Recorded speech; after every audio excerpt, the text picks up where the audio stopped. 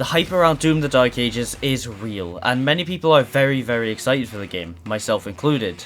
But with this game taking such a different direction to all of the most recent Doom games, I naturally have some concerns about it. While overall I think the game looks awesome, following the GameSpot interview with Hugo Martin and Marty Stratton, I have found myself worrying about certain parts of the game.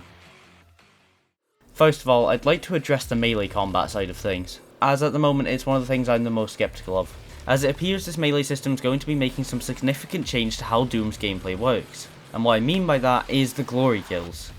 The melee system really introduces a whole new dynamic where you could approach enemies kind of any way you want.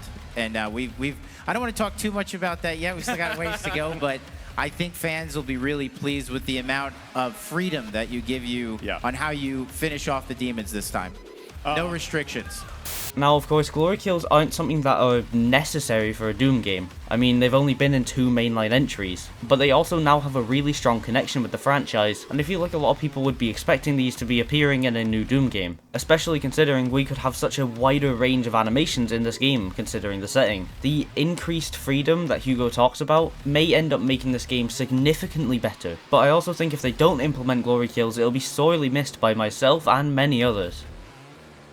In terms of the actual melee weapons themselves, the shield for instance is really cool. I like how you can throw it, I like how you can parry enemies, and I love the fact that it's also a chainsaw at the same time. It's awesome and it's very Doom. But I'm also worried about features like the block potentially slowing down the gameplay. And as well, with id Software being willing to remove iconic weapons such as the chainsaw, it makes me wonder what other iconic weapons are not going to show up in this game. Will we see a BFG, or will it be replaced by something else? Although, if the BFG was to be replaced, which I feel like it probably will be, it could be replaced by something like the Unmaker, which would make sense considering how big of a fan Hugo is of Doom 64. Back on the topic of melee combat, what about the new other options such as the flail or the kick? They do seem pretty cool, and I am interested in seeing how they function. Will they perhaps work like the blood punch? Or on the other hand, like we've seen in the trailer, the flail does look like it's been used for glory kill type animations. But from what Hugo said, it seems like glory kills are not going to be in this game. So what's going on here? The whole melee combat side of things still seems a little bit unsure, and I don't think I'll be able to make a proper judgment on this until I see proper gameplay that's not just a short trailer. And until then, I'm still a bit on the fence about this.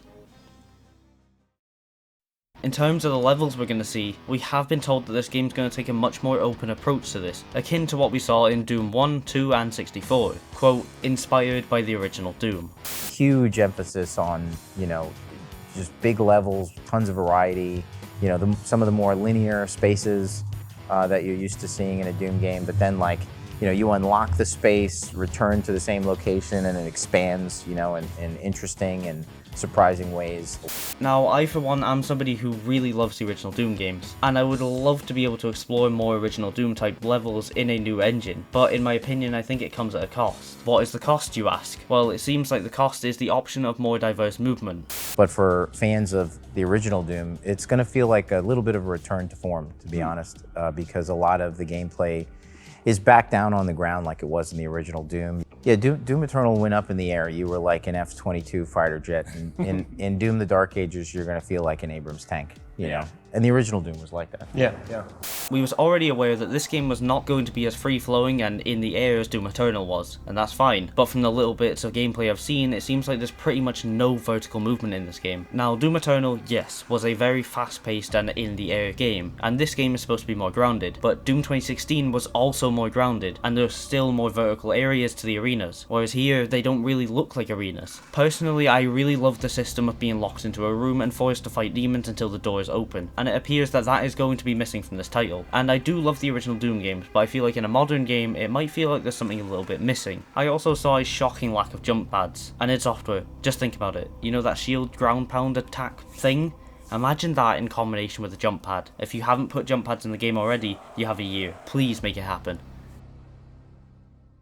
When I heard about the game's more open areas, saw the dragon and all that kind of stuff, I was briefly quite worried that this game was going to be an open world game. But when employing the power of common sense, and hearing that this game was going to base its level design off the original Doom, I was quite a bit less worried. But there's still one bit that I'm not quite sure about. Can you guess?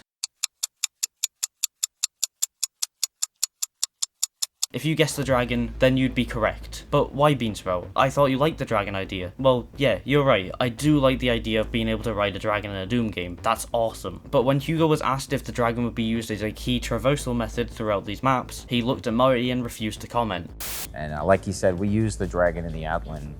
Is that a way you get to other areas, or too soon to say? Probably better not talk about it too much, yeah. I think. But And I do understand they probably don't want to go into a lot of detail this early on, but the fact that there was even any information to be given there was quite worrying to me, because I don't want to spend most of the traversal in this game riding about on a dragon. I love the idea of having a level where you ride about a dragon and occasionally get off to fight enemies on the ground, but I don't love the idea of that being something that's constantly present throughout the game. Of course, they've not said if it'll go either way, and I might just be having imaginary arguments inside my head, but the biggest tragedy of all is that there's no Doomsicle.